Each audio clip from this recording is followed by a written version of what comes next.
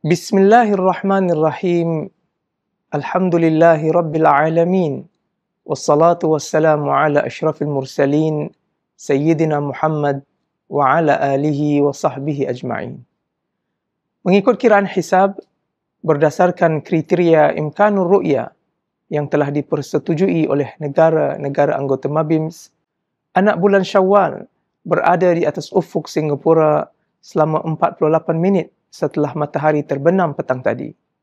Oleh yang demikian, sukacita saya mengisytiharkan bahawa awal bulan Syawal pada tahun 1446 Hijriyah jatuh pada esok hari Isnin bersamaan 31 hari bulan Mac 2025.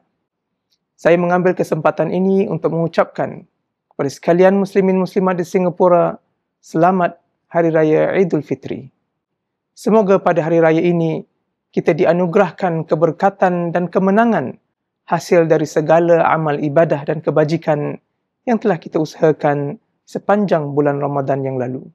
Sekian, wassalamualaikum warahmatullahi wabarakatuh.